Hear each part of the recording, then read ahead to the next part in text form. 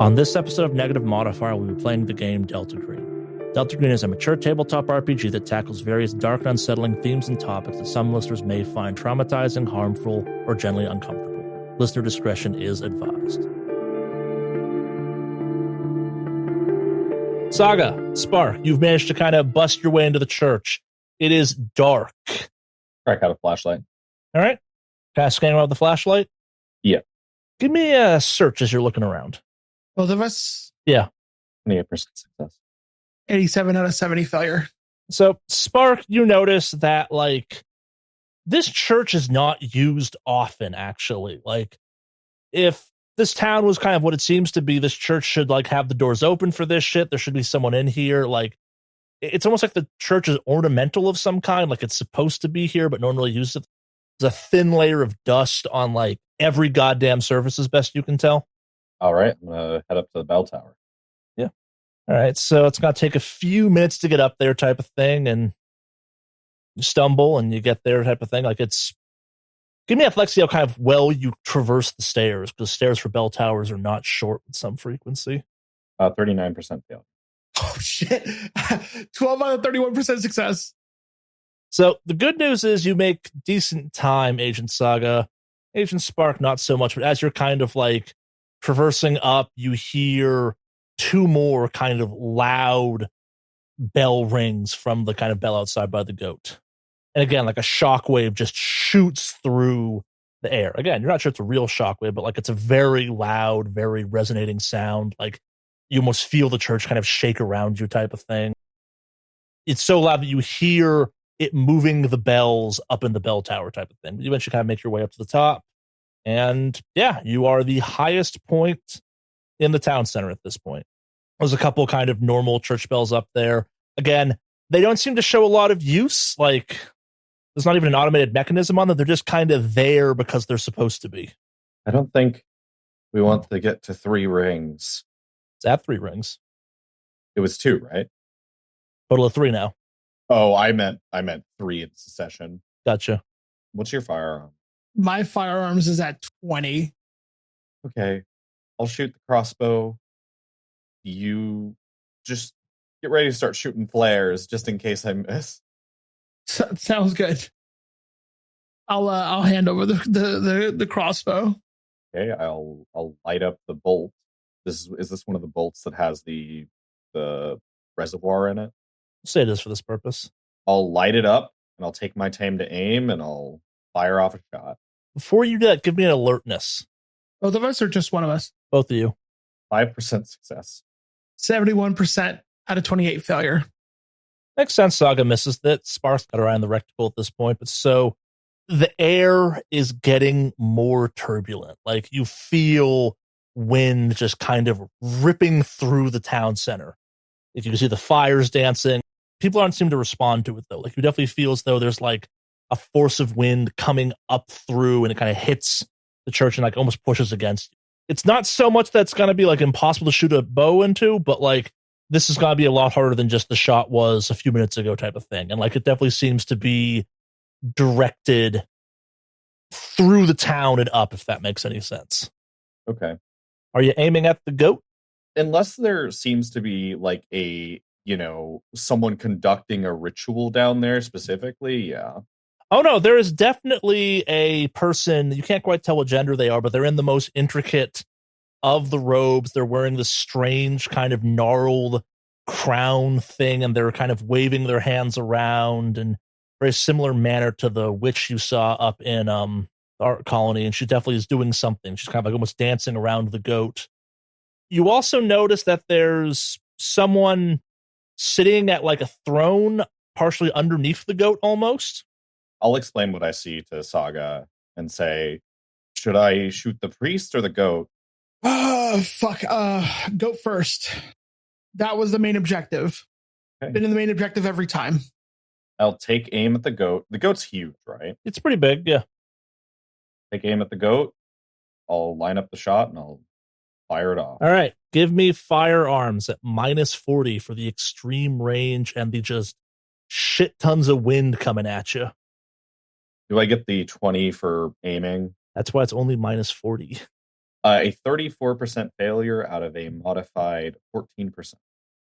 All right, so the bolt kind of shoots out, and it gets like 2/3 of the way there, and then the wind just sends it flying out into the dark. A huge gust comes through, but you definitely see people look up and see the streak of fire kind of get there, then get thrown out into the darkness. What do you do? All right, fuck it. Let's just fire flares. Yeah. I guess I didn't chance to say it, but when Spark was aiming with their flare, I was also aiming with the crossbow. I was attempting to aim with the flare, all right, try to hit anywhere in that general area of the goat thing. Let's see the firearms at -40. -40. I'm just not hitting anything. Who knows? You might get that crit. No, it was never gonna hit. 53 out of a modified -20 or something like that. Yeah, you basically had to get a 1, but yes. No, so the flare again, like the arrow kind of goes off and gets thrown out into the wind. You see it detonate out in the darkness. People are very aware now that someone's shooting stuff out of the bell tower. I don't think we can do this. We would need a marksman to hit that. Fuck. At this point, we can either get closer and just because we still have some of the what do you call it? The cans with the explosive liquid in them or whatever, or flammable liquid. I can't remember what it was called. The jerry cans. We also have jerry cans. Flares. Yeah, let's run down. We'll see if we can close the distance. We'll need to split up now, but 2 approaches is better than 1. Yeah, no, it makes sense. We should both have a couple of these jerry cans here. Like, yeah, let's just fucking split and get it done. All right, we're headed down, and then we're gonna split up. All right, give me a stealth as you kind of break off into the dark as you peel out of the church. 80% success. Good luck. 29 out of 10% failure. No one's immediately following either of you, but Agent Spark, you definitely kind of get off into the dark. I'm assuming you're kind of making your way out around the town. I'm looking. Yeah, I'm going out and around the town, but I'm specifically looking for a way to shorten the trip because I know we're on a time. Yeah, makes a lot of sense. Yeah, Agent Saga, you're not so confident people didn't notice you. Kind of maybe stepped into the light for a split second or something, but no one's immediately following you. But you do hear, as you're kind of like both splitting off into the dark, 3 loud resonating gongs from the bells. It kind of again just shoots out. At 3, kind of people seem to start, like the party definitely seems to kick up a little bit more. Like it's not full kind of manic frenzy at this point, but you definitely kind of hear more whooping and hollering and just kind of like more sounds of people letting go. Like you hear the occasional smash of something getting knocked over or something. Like the party is starting to get messy, most definitely. So since Agent Saga, you failed, what are you trying to do at this point? I mean, at this point, the only thing I can do is just try to get my way closer enough to the goat statue to fire some flares or something. I mean, that's the only thing I can do at this point, and that's the mission. So, are you trying to jerry can the goat? Or are you trying to get like a flare into the goat? I'm hoping to get close enough, maybe for the flares, but it'll be one of those things where, like, if the flare doesn't work, then I'm gonna have to jerry can it. But yeah, all right. So let's see if that, like, so you're trying to like find another building to get into. Like, what are you trying to do? You're trying to like flank all the way around the town. Like, I'm going to definitely flank all the way around the town. I mean, it's just, I don't have a way to break in. So yeah, let's see athletics. 68 out of 31% failure. It's dark. You're trying to be stealthy and failing. You don't make great progress. Agent Spark, you kind of see your colleague stumble off into the dark. What do you do? I'm looking for an inroad. Once I find a spot that I think that's like less crowded, that I might be able to blend in a little, that's where I'm going to get in and try to get close for another crossbow shot. All right. Past the wind if possible. I'm going to say this now before you get yourself in trouble because you brought it up. Crossbows are not semi-auto. You have to kind of reprime them every time you shoot. You know, that's a fair point. I don't even know if I know how to do that. They often have a little key thing on them. You kind of latch in. It, I will say kind of you can do it. You're going to have to pass a dexterity or a strength check to recock it, though, because they're not as simple as just kind of racking a slide or something. No, I think that I will just use a flare gun. I mean, this is like a wicker creation, right? It's Yeah. all dry wood. Yep. Yeah, I'll get in close enough where I think that I can do another flare shot. All right. You're just going to try and make your way around the town to find another vantage point? Even if it's from street level. Yeah. So I guess, are you cutting through the town at this point, or are you kind of working around the edge? I'm working around the edge until I can find a good enough spot to like slip in where I'm not engulfed by bodies. Yeah. That makes sense. Give me an athletics. Can I just take the ATV until I find a spot to get in? That will not be stealthy. Yeah, that's a fair point. I mean, you can. 59% failure. The good news is you're being stealthy about it. The bad news, you're not making great time. Like, you're, again, focusing on being stealthy, I guess. Like, it's kind of, you're moving, you're kind of keeping low, not making as much distance as you want. You're maybe like, I don't know, a quarter of the way around. You made about as much progress as Saga did. So you're going around the kind of town center in opposite directions. Do you keep doing this at this point? You got to try and change up your tactic. Are the bell increments at a specific like time, or do they seem to be? Not that you've noticed yet, but I will say they are speeding up a little bit. I mean, does there appear to be any way for either of us to slip into a more advantageous spot at this point, or do we need to continue it around? Give me a search. 94% failure from me. You're not saying anything obvious. Saga, you searching or just kind of moving at this point still? How far am I? You're like maybe a quarter of a way around the outside edge. Yeah, I'm going to try to get closer. All right, give me athletics. 47 out of 31% failure. You make it to about halfway to kind of between around the outside. You're not making great time, though. Like, you're, again, it's not being great. Give me a stealth, though. 63 out of 10% failure. Give me an alertness. It's just bad. 38 out of 28% failure. Holy moly. All right, so you're kind of making your way around and kind of like you knock into something and it falls over and you don't see anyone notice you. Spark, looking across this, you hear someone knock over a bunch of barrels and you definitely see Saga kind of like awkwardly standing there silhouetted like in a patch of light and a bunch of people are looking at them. With a distraction now, I'm going to just try to slip in. All right. I'll try to cut through. Making a full kind of run towards the center. Yeah, but I'm willing to like cut through now and go into town. No, that's what I'm saying. You're not trying to be stealthy. You're just cutting right through. Yeah. I'm basically trying to look like a party goer as I'm going. Maybe But all right, give me a disguise. 4 out of 50% fail. You're not emulating party goers all that well, but so give me an athletics. See how much progress you make. Is there any bonus for cutting through town? If you'd blended in better. For 46% fail. The good news is you're making way better progress. You're easily like, we'll say like almost 2/3 of the way to the goat at this point. Like much closer than you were, but it was not all the progress maybe you wanted type of situation. Like, but you're much closer than you were. Jumping back to Saga though, what do you do?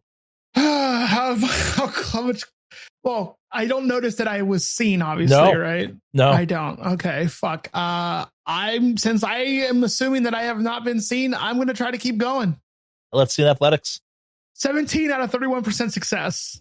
All right, so maybe it's being bold. You're not quite sure, but you take off running and you make it like easily, like you are almost to the side of the goat. Unfortunately, as you get there, you just get tackled by a slab of a person. Fuck. Agent Spark, you are, we'll call it maybe 100 feet, give or take type of thing from the goat at this point, like well within conceivable range, especially at this lower elevation. There's less wind going on, et cetera, et cetera. It's a much safer position. But as kind of you get here, you hear those 4 just calamitously loud gongs out of this thing. Again, shockwave shoots out. Like now that you're in the crowd, that you see that people like react to it, like they get more frenzied as a result of this. Okay, I'm within 100 feet. I'm going to take out 2 flare guns, and I'm basically just going to take my time to aim the first one, and the second one's a backup in case the aim shot misses. Yep. Firearms? We'll say kind of it's just raw firearms at this point. 16% out of 54% success. So the good news, the flare flies through and lands. Like I'm assuming you're kind of aiming dead center of the goat. Yeah. It lands Goat starts to go up. You see kind of the person in the intricate crown and kind of more fancy vestments just lets out a shriek of terror.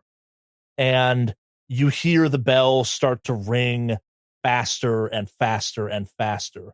You also see in the glow of this that Sanguine is underneath the goat on the throne. Does it look like she's like, this is a panicked thing? Like they're trying to catch up with the... Give me a human int. Okay. 99% fumble. I have no fucking clue. I mean, it's really hard to read this situation. It's very weird. You're not well versed in normal cult leader behavior, really. All right, so I see Sanguine. I'm not going to be able to get to him, right? I mean, you can try. The goat's not going up instantaneously. It is a blaze, but... Well, how many... okay, when the bell rings, is it doing that thunderous thing? Oh, yeah, no. Every ring is a shockwave at this point. You're now up to 5 kind of consecutive rings. I see Sanguine under the goat. Well, I think it's conceivable I could slip in and grab him. No, he's like at the center of attention, right? Yes. But also, the goat is now on fire. Perhaps there's other attentions elsewhere. Okay. Before I leave, because everybody's attention's on the goat, the goat now, I'm not very athletic. I'm 100 feet away. I think that I am packing my things, and I will pop off one more flare shot at the cult leader before I start down the street. Give me an intelligence. Alrighty. 3% success. Something's not right. The bell's still doing the shockwave. I don't have any unnatural. It's terrible. The throne Sanguine's on. Does this appear to be key to the ritual? You would have no way of knowing that, honestly. Well, is it like intricately designed, or is it like pretty intricately designed? Yeah. Yeah, I guess I'll move in. The job's not done. Are you gonna take a shot at the cult leader still, or no? No. I'm gonna just try to remove Sanguine. All right. Give me athletics. See if you can move through this crowd that's kind of gone extra frenzy. 46% fail. It's a hard move. It's rough moving quickly through groups of people. Could I still make it there in a reasonable amount of time if I take damage from getting rocked around? No. The crowd is definitely kind of seemingly working against you a little bit. Almost like it's tightening around you some. Right. Saga, Mm-hmm. you have been tackled to the ground by what can be described as a slab of a human. What do you do? Am I basically like face to face with him? I mean, they're like on you. Yeah, you're in the dark. You're probably a tad stunned at this point. Like, what are you trying to do? I want to put my fucking thumbs in his eyes and gouge his eyes out.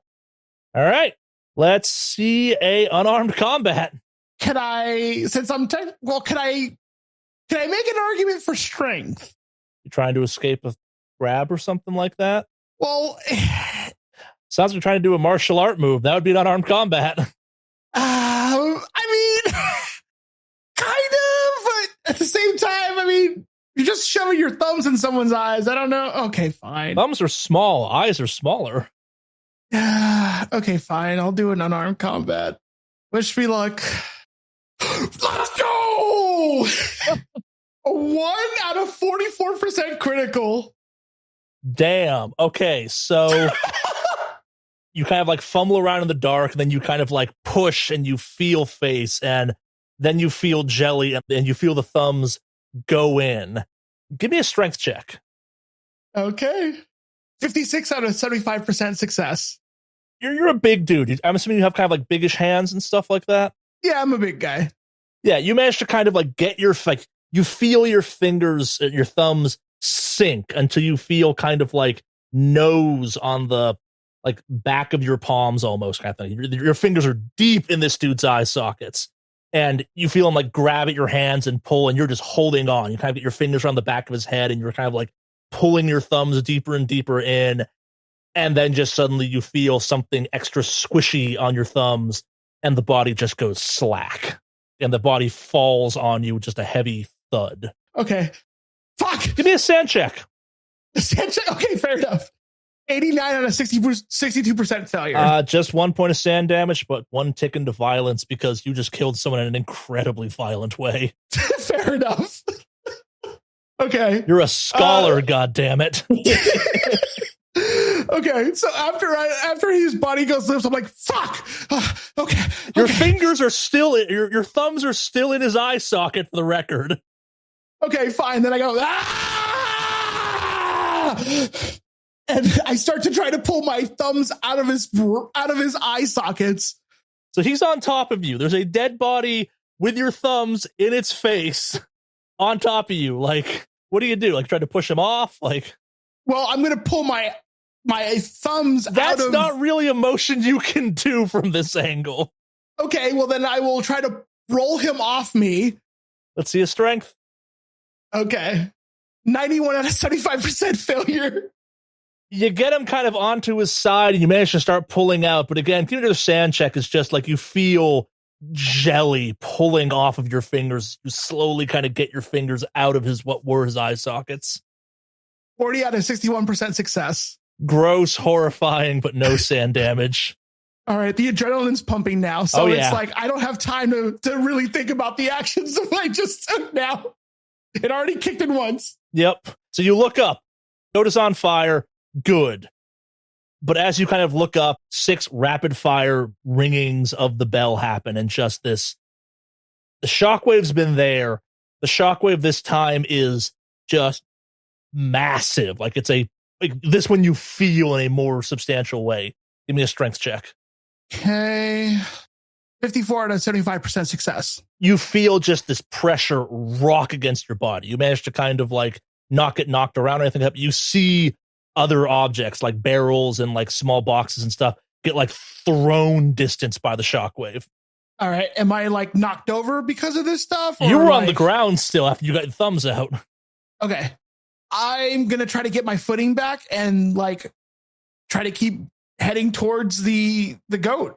Goat's on fire for the record. I'm aware, all right. But I'm still going to try to head over there because I'm assuming that's where I'm going to find Spark. So give me an occult. Okay. 30 out of 40% success. That bell's probably part of this ritual, and the fact they're still ringing it's probably a problem. Okay, where is the bell? The back at the church? No, it's kind of like it's between kind of the center of this thing and the goat. So if you kind of like instead of kind of continuing towards the goat, you went kind of diagonal back towards it, you could try and get to it. Okay, then that's what I'm assuming. This is a much smaller target, the bell itself. It's also a bell. Well, yeah, but I mean, it's got to be held up by something, and I don't. You know what? I don't actually have the aim for it. Yeah, let's head towards the bell. All right. Give me athletics. 51 out of 31% failure. So the good news is you're coming at this from kind of like the best angle possible. Like no one's in this little alley you duck down type of thing, because why the hell would they be? You kind of like stumble and kind of collide into, not like literally, but kind of like run into the mass of people, and you're trying to like swim your way through, and you see that the bell is being rung by 2 people in cult outfits. Very intricate cult outfits. Spark. Yes. You didn't quite make it all the way to Sanguine. You're kind of like within a good, strong kind of run at this point, easily type of thing. You have heard this bell going off. Something is still most definitely going on. The goat is very much on fire.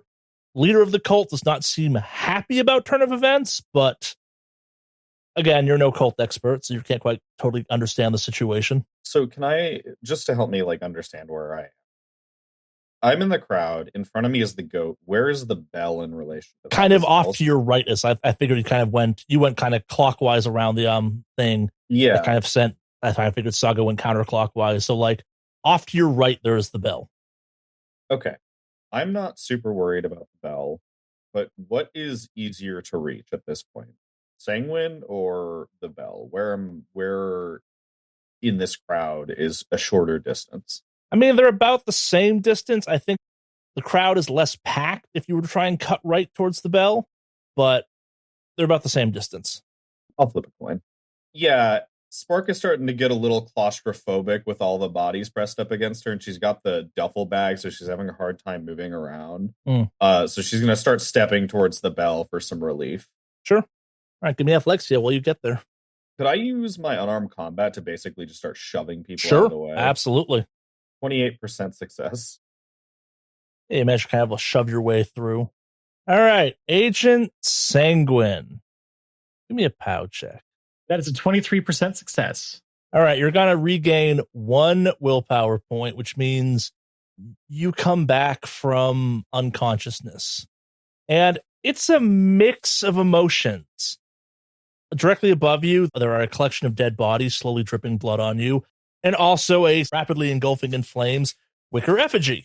Directly in front of you, as you kind of look out across the crowd, there is the woman you now know as Samantha Red, frantically kind of doing the same weird gestures that the witch up at the art compound was doing, but kind of a lot more force. And you swear that you're kind of seeing ghosts of her movement in the air and stuff like that.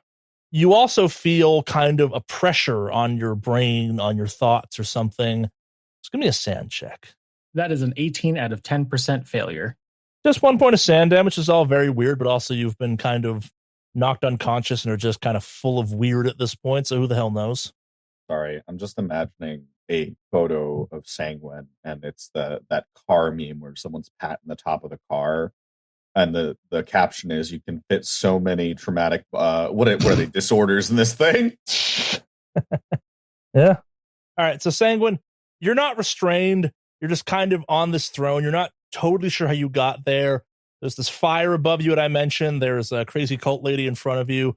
What do you do at this point? I am going to stand up and try to focus. I have my faculties. I have a blistering headache. There's a woman interpretive crumping in front of me. She's dressed like the witch. So immediately I think, oh, that's probably bad. That's really bad. I remember now I'm here to make sure that we deal with this case. I think I found the missing people. So that's out. Probably time to stop all this craziness that's going on. I grab the flare gun that I have on me. Is it still on me? Yeah. Cool. How close am I to this woman? I'll give you a plus 20. Awesome. I'm firing my flare gun at this woman. Give me a POW check at -10 first. That is a 20% out of 30% success. All right. So you feel your arm come up. You feel a kind of alien presence in your blood trying to force your arm down. You feel alien thoughts in your brain telling you not to do this, but you get the flare gun up. You get the sights aligned. Let's see if firearms at plus 20. That is a 70% failure. The shot, unfortunately, goes wide.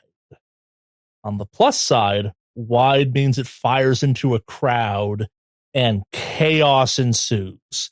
A flare going off amongst a crowd of people is enough to snap even the most entwined revelers out of this, and people start screaming and running and seemingly kind of for the first time having a reaction to what the hell's going on a little bit. And chaos is just ensuing at this point, and the woman just kind of whirls on you. Agent Saga. Mm-hmm.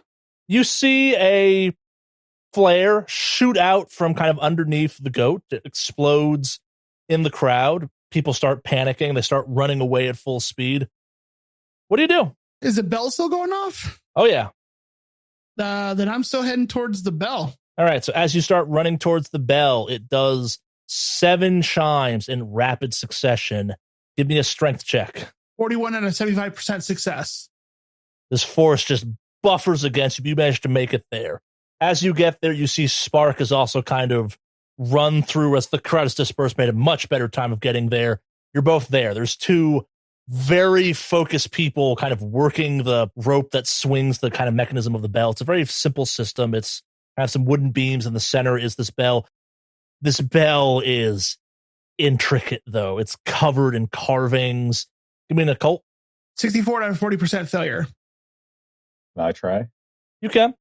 34% failure. Spark, it's a bunch of weird cult stuff, whatever type of thing. Saga, you recognize it as kind of like intricate cultural carvings, and like this bell is unbelievably important. It's also unbelievably old. You can't quite figure out what's going on, but it does seem to have almost like a hieroglyphic approach to it. It seems to be outlining something.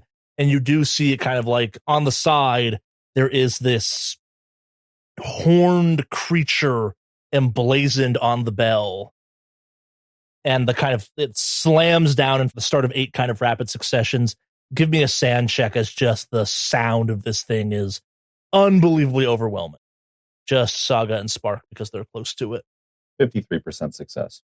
18 out of 61% success. All right, just 1 point of sand damage each. Is just kind of like force and sound and something kind of, you feel something like rake across your body, almost like fingers trying to grab purchase, but they don't quite.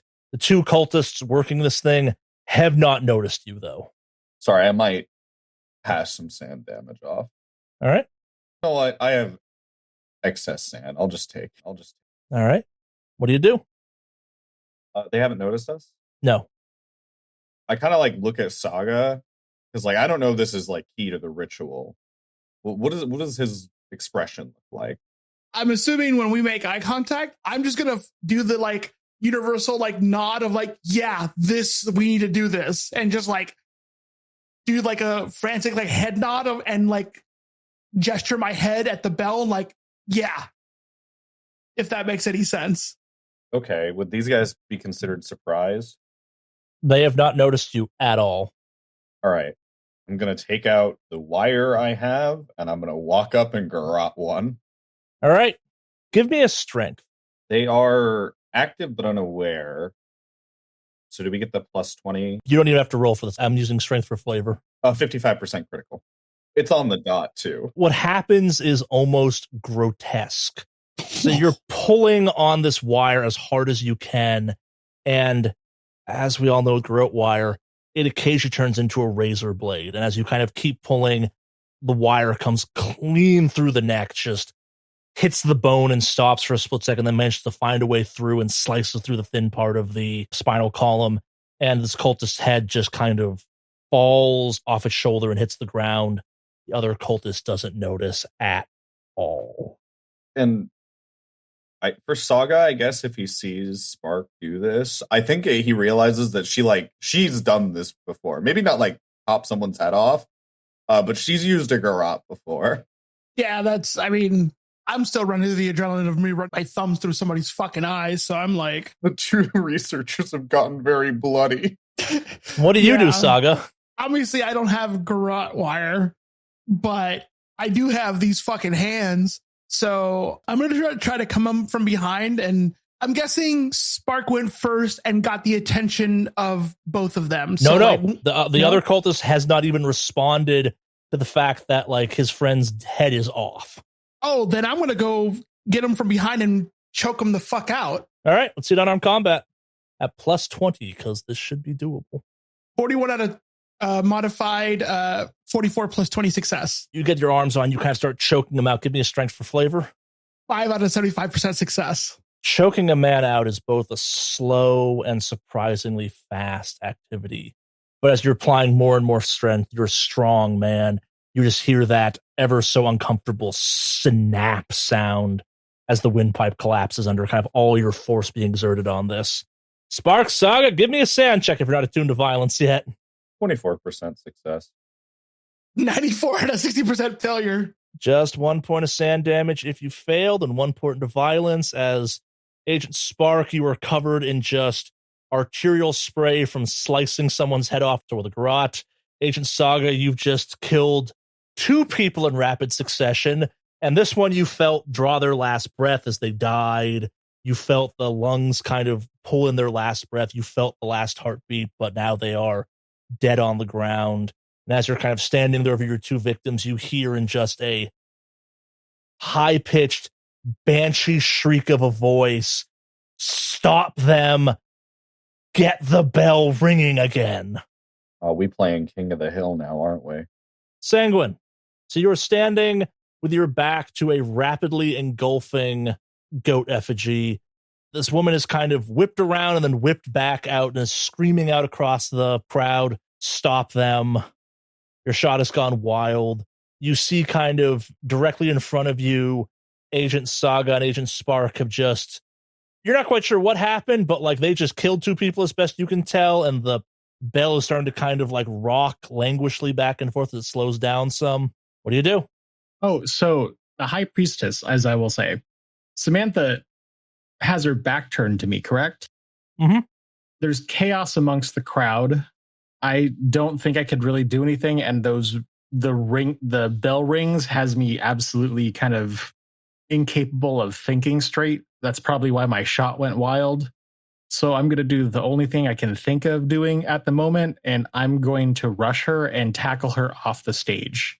Hopefully we'll get trampled. So unarmed combat at +20. That is a 19% success out of 44. All right. Yeah, you hit her and you kind of take her down off the edge of this thing type of thing. I mean, 1d6 as you kind of land hard on the ground, the stage giving you a bit of boost in how much you hit her for. I did 4 damage. Yeah, so she hits the ground hard. She's a slightly older woman. You kind of hear maybe a bone snap or something. Saga, Spark, you've just seen Sanguine kind of out of the corner of your eye tackle the High Priestess off the stage. You're standing next to this large bell that's slowly kind of starting to slow down. It's ringing. It's got kind of a wood structure around it. What do you do? Are there? It's a wooden structure that's holding. Yeah, it up? it's a simple kind of wooden like beam structure that holds it up. How far is it from me? You're like right next to it. You just killed the dude that was helping ring it. Oh, then I'm putting a fucking jerry can or whatever it's called and setting it on fire. All right, you start dumping out the jerry can on it. Oh, yeah. I'm going to take out a shotgun and defend. All right. Against incoming cultists. Yeah, give me an alertness. Do I need to as well? Or No, you're disposed. You are doing your thing. 42% success. You see someone kind of in lesser vestments and a kind of mask of bone and antler coming towards you. I'm assuming you shoot? Yeah, she's about ready to give him the warning to stop, and Saga just hears, "Oh, fuck it," and she pulls the trigger. All right, firearms. This is a shotgun. I'm not using Dragon's Breath. All right. The shotguns get +20 no matter what. Yep. 60% out of a modified 74% success. All right, that hits. Let's see how much damage. 5 damage. You take a big chunk out of this person. They kind of fall to the ground. You're not sure if they're dead or not, but that was enough to at least spook them enough to drop. Saga, you're just kind of dumping gas all over the place. I'm dumping away. Makes a lot of sense. What do you use to light the fire? I was just going to basically aim a flare because it'd be the fastest thing so we can start moving. That is an incredibly bad idea. Okay. You could do one of the road flares we have. Would that work? Yeah. Okay. Yeah, once I'm done dumping everything, then I would just use whatever I can use to light a fire and to get away. So yeah, if we have a road flare available, then I'll use that. If I don't know if we had matches, whatever we have, Yeah, it's road just flare is available good. that I can throw. Just gotta light it though. Yep. Yeah. Using the road flare, that's pretty easy. Yeah, so you just kind of snap it, the flame comes out, you put it in the gas, and the gas goes up, and it starts trying to kind of work its way into the wood. This is old, dry wood, and you hear pops and cracks as it kind of takes real quick. Agent Sanguine, you are face down on the ground. Your head's kind of managed to narrowly dodge, hitting the antler horn she was wearing. You've knocked her down to the ground. You feel her kind of gesture at you. What do you do? Are her antlers attached to her in a specific way? Like in a crown. Like in a crown? Yep. Can I take off her crown and start beating her with it? You can. So you're going to just kind of grab the crown? I'm going to grab the crown. All right. You're going to hit her with it? Yes. Give me a melee weapons. That is a 93% failure. You get your hands out, you try and like slam it down in her head, but it goes wide because you kind of feel her press her hand into your abdomen. You feel her hand on your chest or kind of on your abdomen area, and you feel her kind of take it away slowly, and you feel like there's a burn or something left where her hand was. You start feeling it kind of start to decay, almost turn to ash or flake or rot or something, and you take 11 points of damage. That puts me at -7. Yes. So Agent Saga, Agent Spark, give me alertness. 51% success. 96 out of 28 failure. Saga, you're distracted amongst all the chaos. Good for you on this one. Spark, you hear this woman scream, get them, get them, get them type of thing at the top of her lungs, and almost a manic, kind of frantic screech. And you see kind of Sanguine on the ground as he just kind of ripples apart almost. Like he seems to age at a just unbelievably rapid pace, spreading out from his kind of chest area, and it just kind of slowly consumes him. Give me a sand check. 74% success. Only going to be 1 point of sand damage, but you're going to pick up also 1 point of unnatural as you have just witnessed actual honest-to-God magic inflicted on someone. Okay, fuck that shit. I'm shooting her. All right. New firearms.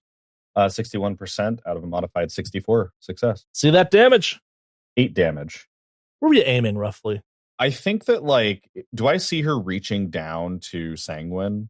She, like, pulling her hand away? Yeah. It's kind of like the hand she had outstretched. It's more like center mass, but, like, I was definitely transfixed on the magic she had cast. So when I pulled the trigger, I'm aimed in that direction. Yeah, so, like, the right side of her body just explodes into a fountain of viscera and blood and snapped bone, and she kind of slumps down, most likely dead at this point. You can't really tell. And the crowd just goes into chaos. Like suddenly lightning starts striking the lake around you. Wind picks up at just an astronomical pace. Like the weather has turned. The cold rushes in on the island at this point. Like if you had to assign a human understanding of the situation, it's almost like nature is suddenly mad at the island. Spark, Saga, what do you do? Is the bell on fire? Oh yeah, the bell is most definitely on fire. I'm going to grab Saga's arm and let's make our way out. But I want to see if we can find a direction that is not congested with people. Yeah. Give me a navigate. Do you want to just try to muscle through people instead? You know, I'm not going to be great at navigating. I am totally down with muscling through people if you want to do that. Yeah, I'm just going to go the classic route of shoving people Shoving out and of hitting. the way. Yep. Yeah. It's armed combat. 63% success. Yeah, you're shoving, you're hitting. People are just kind of drunkenly falling out of your way. Like all of the drunks seem to be kind of like losing it in a rapid state. Like when they hit the ground hard and don't move. Like they're not dead or anything, but like it's no one's getting back up. Like you see various kind of people in the cult robes just panicking and running about and stuff like that. Over your shoulder, you see just the final parts of the goat go up in flames and it caves in on itself, kind of falling down to the deck. And just at that moment, all havoc breaks loose. You feel the ground you're standing on start to shake.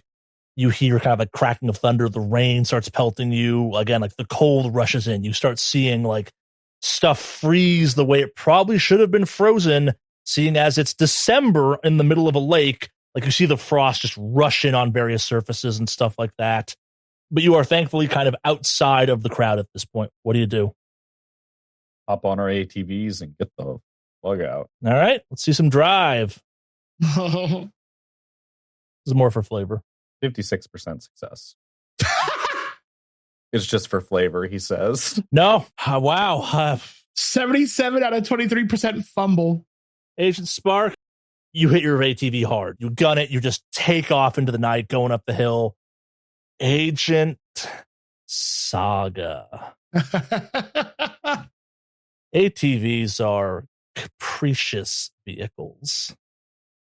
You're going up the hill. You're following Spark as best you can. You're going down the opposite side of the hill and you brake ever so slightly. And this thing just flips with you on. You hit some bad terrain and it throws you hard. Give me 1d6 points of damage. 5. God damn. So you're road rash. You're picking probably small teeth out of your teeth at this point as some of them broke. But like you're not dead, but you're not in any good shape. Based off my health points, I'm actually not too bad. Fair enough. A doctor can help you handle all of this tomorrow. Yeah. You can see the docks. Agent Spark is around there. I'm assuming you kind of fired off the flare by now or something like that. Yeah. Agent Saga, give me an athletics. Like, did you try and get back on the ATV? Just run it at this point.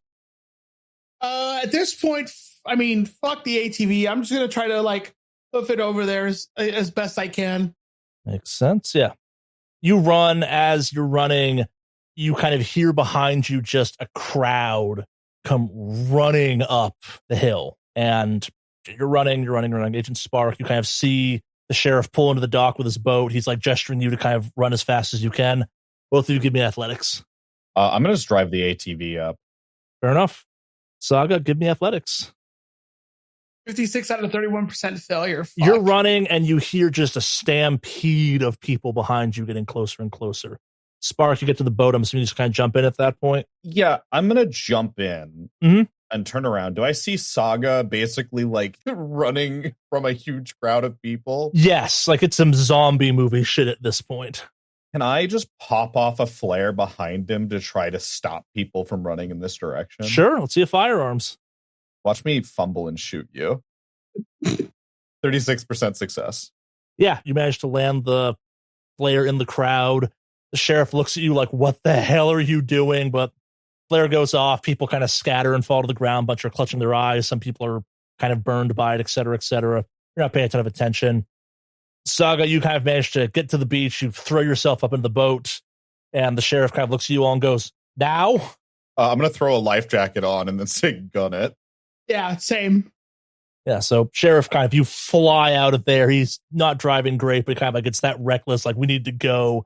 And you hightail it out into the night. The sheriff doesn't say anything till you get within the lights of the dock that you kind of departed from when you first came to the island. And he kind of was like, so I'm assuming I don't talk about this like ever. And it's better if I like disappear or something. Spark is like heavily breathing. She just kind of holds a thumbs up and says, you'll be hearing from us. Do I have to? I'm like bruised up. I look up after finally starting to catch my breath a little bit. Be like, at this point, you kind of really don't have a choice. Yeah. Continue in silence. It's like kind of like a very silent boat right at this point. No reason for it to change. You kind of hit the dock. The sheriff kind of does the head nod to get the hell off his boat. Be around, Sheriff. Oh, God, I fucking hope I don't. Stay safe. Yeah, you too, I guess. And you kind of see him like slump down into the boat, like just kind of like finally what's happening, kind of getting up to him. He's kind of shaking some type of thing. Spark, Saga, what do you do? How did we get here in the first place? Did we get driven here? Did we drive to the docks to be picked up? You drove here. You drove to the docks in a car. You stopped for gear and stuff like that before you got on the boat. Yeah. Go to the car then. Yep, and just drive off into the night. Mm-hmm. Yes. As you're driving away, you both get some text messages. It's just a question to both of you of, done? Saw something happen on the island. I'm assuming that Spark's driving, so I can respond, and I'll just say, done. Fortunately, one down. It understood. Plane tickets on the way. A couple seconds pass, and then you kind of get a follow-up text of, I do hope you enjoy your holidays. Who's ready for home scenes? I'm so down. I'm more sane than I was when I left for this mission. I am still above my breaking point, and I feel good. Yeah. Did we get any sand back for completing the op, Charlie? You most definitely get some sand back. For stopping the ritual, you get 1d4 points of sand recovery. That's one for me, but I'm still above 90. I'll take it. We got to check for deltagreen bonds because one of us died. You do, but also more importantly, because you actually managed to shut this cult down, you get an additional 1d6 points of sand recovery. Let's go. Additional one for me? I'll take an additional 3. So that works. And then we roll our sanity to see if we get a bond, right? I do not. You also do not. Oh. Congratulations, you do not have additional deltagreen bonds. Okay. We agree that we work well together, but nothing beyond that. No one wants to talk about this at all. I explained to you what happened to Sanguine, how he just kind of disintegrated. Yeah. And then I at some point told you, did you know I ran my thumbs through some dude's skull? She looks over while she's driving, covered in the arterial blood, and says, "That was crazy." You look at me like, why are your thumbs red? And it's like, oh, let me tell you. Good old home scenes. All right. After that festive op we found ourselves on, it's now time for home scenes for two of our agents. We'll do all three agents. I'm kind of curious what your home life is like with your sudden and disappearance, I guess, Agent Sanguine, but we'll handle our two living agents first. For those who do not remember, your options for this are fulfill responsibilities, back to nature, establish a new bond, go to therapy, improve a skill or stat, pursue a personal motivation, special training, stay on the case, or study the unnatural. I will remind you that Agent Saga, you are in the possession of a book if you wish to delve into the unnatural some. I absolutely would love to delve into the unnatural with this whole book. You're going to do some reading? Yes. All right. So how do you go about kind of studying this book? It's a very real spell book, for lack of a better phrase. Well, considering that my background is in, anthropology and archaeology, I'm going to use that to kind of begin my foundation for studying and then kind of build from there. Also, I mean, I do have a background in the occult, so I'm going to use all that knowledge to kind of do my studying. Oh, no. Yeah, no, it makes a lot of sense. So are you approaching this from kind of like a true, like, analytical approach to this, or? Yeah, no, I'm a very analytical scholar level. Again, that's the foundation, and that's where I'm going to go with it at first. Are you studying it at work? I would have access to more tech at work. And translation software and whatnot? Yeah, so it would make sense for me to study it at work. All right. Yes. Yeah, so you're going to gain 2 points of unnatural from studying this thing, and give me an anthropology to see if you gain a little bit more, actually. Do we get any bonus for doing it at work? Yeah, I'll give you a plus 10. 92 out of a modified 41 plus 10% failure. You're not exactly an expert in the kind of cultures it's handling, but you have plenty of time to spend more time with this book if you so wish. And yeah, so you kind of piece together, this is some old kind of Eastern European folklore, witchcraft type of thing. Like back before languages were written well, it seems to kind of reference kind of like nature in a way most cultures don't from that part of the world. Like it's very obsessed with the things that lie beneath from before time began, et cetera, et cetera. It does seem to kind of have a certain kind of almost nautical bend to it. It mentions the lesser creatures of the water and the greater creatures of the water and whatnot, and kind of goes into some detail on that. It's full of kind of incantations and little details. Again, with more study, you could probably make more use. You have a better understanding of what you have. And like, from a pure academic standpoint, this is probably the most official kind of grimoire of this type of thing recovered, at least as far as you're concerned, maybe ever. Like, this is a very real, well-preserved, updated, and maintained document. I will say at the back of it, you find a collection of names that have been written down kind of as though someone's signing the book. And the two last names are Samantha Red, followed by Alina Nord. There's a whole collection of names prior to it, some male, some female, some you can't kind of fully comprehend. And they stop being in languages you recognize as well, too. Okay. You want to sign your name to the book? I knew you were going to ask that as soon as you said it, and I'm not going to for now. All right. Makes sense. More importantly, who are you neglecting, I guess, to kind of put this extra time in studying this book? It's the holidays. Like, did you have some holiday plans with one of your siblings or something? Or did you forget about dinner with your folks or something? All right, this is going to be a fun one. And I'm going to see how this will go over. But I was planning on spending time with my entire family. So I'm neglecting my entire family for this one. So mom, dad, and my brother and sister. Because obviously I'm injured, so I can't just show up. So no, it makes a lot of sense. If you had to pick one person to be the most upset by this, like, that be your parents, that be your siblings, like, I would say my mom. She always looks forward to having me around for the holidays. Yeah. All right, so it's Christmas Eve, and you receive kind of a frantic call on your cell phone. Okay, I pick up my cell phone. Hello? Julio, are you okay? Yeah, I'm fine. I'm just not feeling great. What's going on? Do you know what time it is? Yeah, no, I know it's the holidays. I'm sorry. It's just I'm not feeling great, and so it's probably best I just kind of do my own thing this year. I was really looking forward to it. I'm really, really sorry. Give me a 1d4. 2. All right, you're gonna lose 2 points from your bond with your mother, and she kind of like pauses for a second on the phone, lets out a loud kind of like exasperated sigh. First, you go to town at the last minute notice. Now you just completely forget about plans. You couldn't call. You couldn't let us know what was going on. You just had to suddenly fly away for work or something, and now you've completely forgotten about us. I see how it is. No, Mom, it's not that. I'm really, really sorry.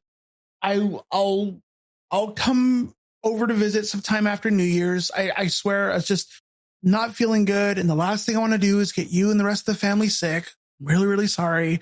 Like, I'm really, really sorry. You probably got sick because you were traveling around the holidays, which you shouldn't have been anyway. I know, but if work has to send me on assignment, I have to go, and I was really looking forward to it, and I'm really, really sorry.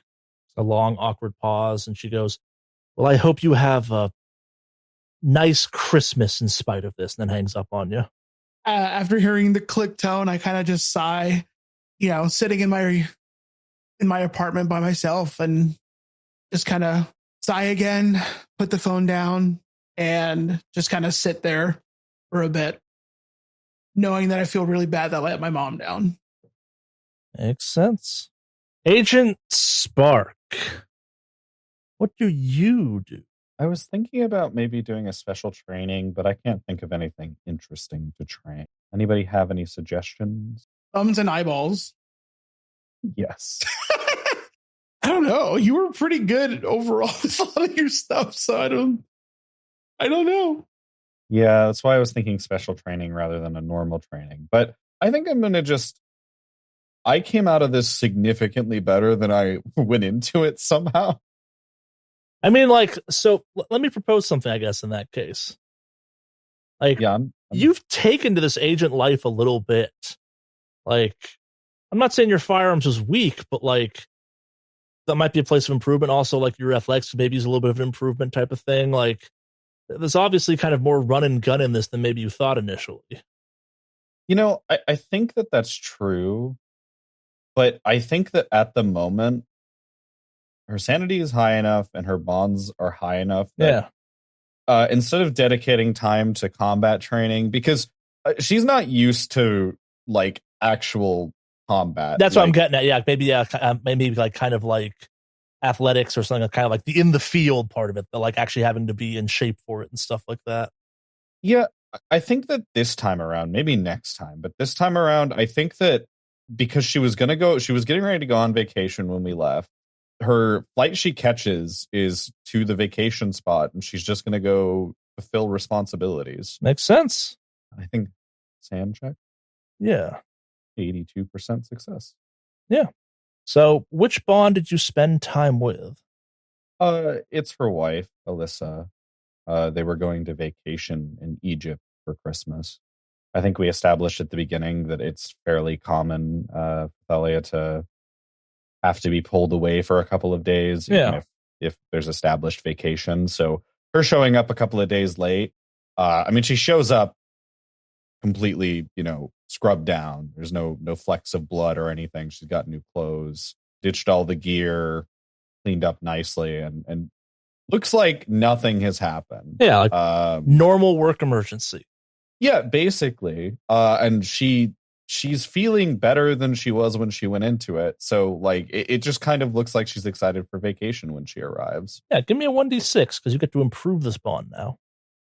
Well, it says max. It can't go higher, but I'll roll to see how well the vacation. Oh, okay, I'll take it.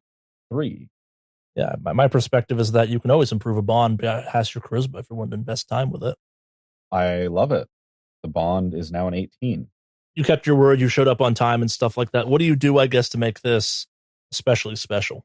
So Thalia had arranged the vacation. She's not usually the one that does it because she's usually very busy with work, but she arranged the vacation. And ahead of time, she had reserved a very nice hotel and arranged a very expensive, sort of exclusive tour around. They go see the pyramids, but that's not where this tour goes. It's more of like a something that the normal tourists wouldn't think to do. So, they're being taken to some older sites that aren't exactly the pyramids, and they're a little bit more accessible. You can walk around as long as you're not like touching the walls or anything. So it's like an experience. Some kind of exclusive access or something?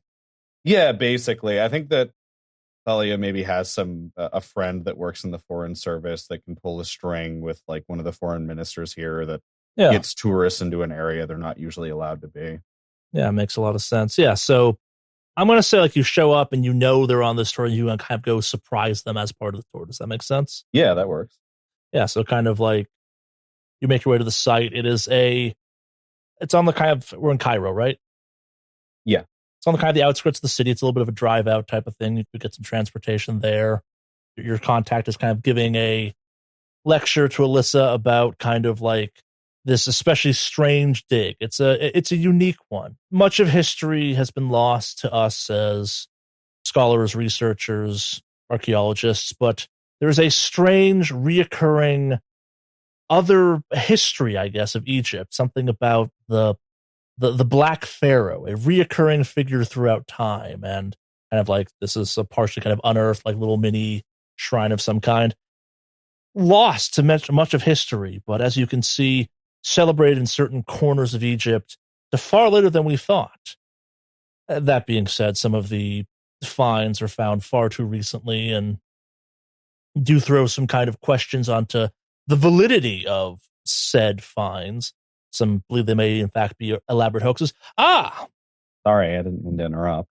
No, so good of you to join us finally, Talia. I have been monopolizing Alyssa's time as you left her all alone with me, I suppose, but now you're here. Come, I can show you around as well. I see you got a ride out here. She walks up and puts an arm around Alyssa and, says, hey, gives her a kiss on the cheek. She smiles and kind of whispers, I've been having so much fun, I forgot you ditched me to... Well, I'm glad. Well, we can have more fun together. Oh, I'm sure we will. Your friend here was just telling me about this strange, forgotten set of pharaohs or something like that. Interesting, but absolutely bizarre sounding. Kind of sounds like something you might see on the History Channel. It does certainly feel like that, yes. Some alternative history, an immortal pharaoh popping back up throughout history, overthrowing the existing pharaohs. It all seems very far-fetched.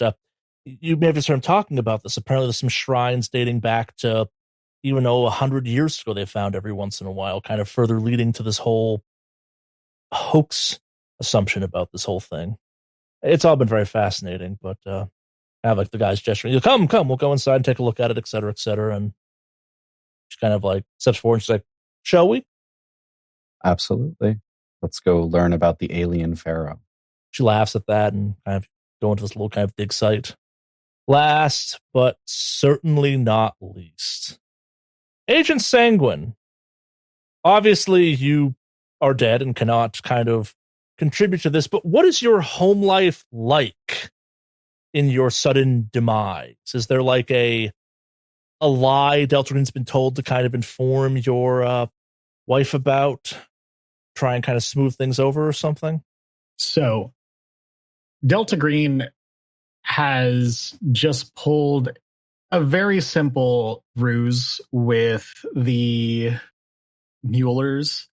So basically, they have faked Abel running off with another man to both Calvin as well as his wife. They're able to either take images of him with another agent or anything else like that they've kind of just carefully put away for like as a contingency plan. So honestly, with that being said, the wife is kind of just working with their family lawyer, turning all of the assets, all of Abel's assets into what's it called? Under her name. Calvin is kind of experiencing this deceit, but knowing full well that he was married, he couldn't really like trust, or he's not surprised. Yeah.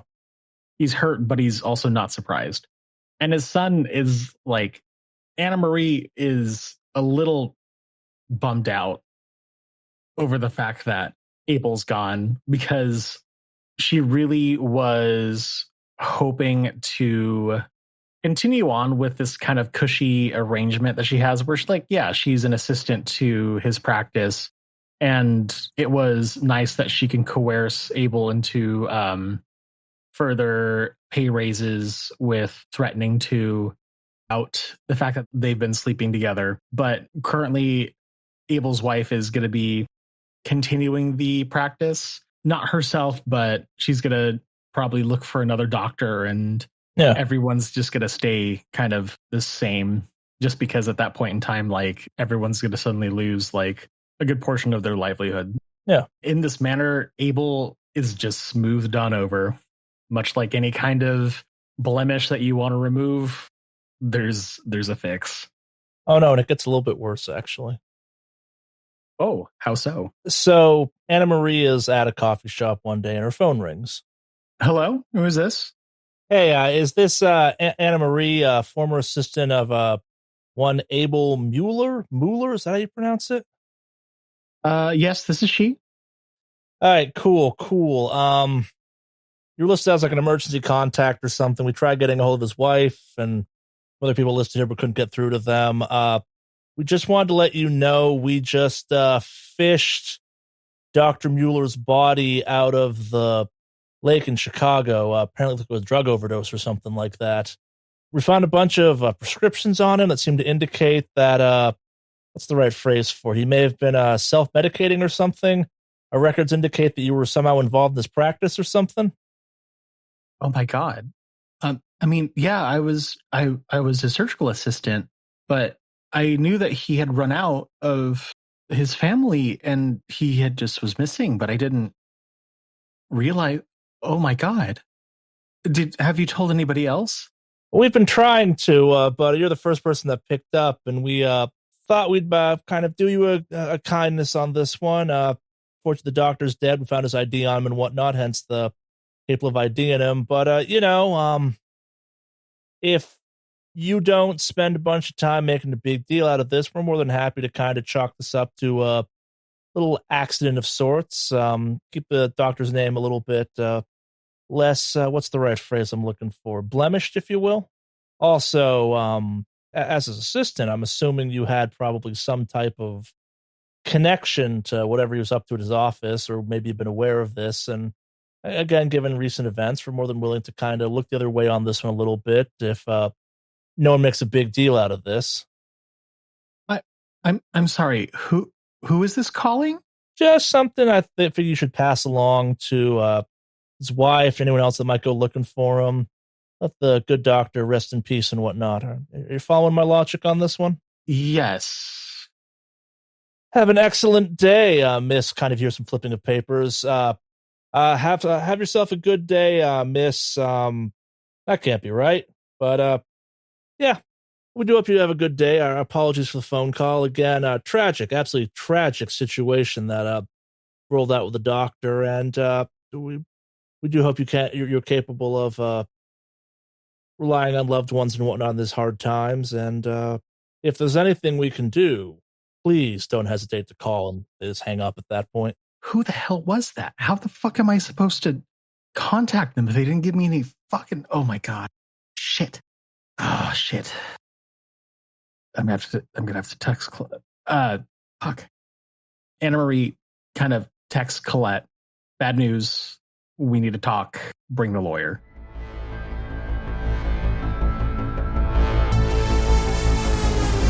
On behalf of all of us at Negative Modifier, thank you for listening, and we do hope you enjoyed this episode. If you are not already a subscriber, please consider becoming one, partially so you do not miss our next episode, but mostly because it helps new listeners find us. In addition to that, if you liked the episode, please consider clicking the thumbs up button below. If you'd like to further support the show, please consider joining us on Discord or becoming a Patreon patron.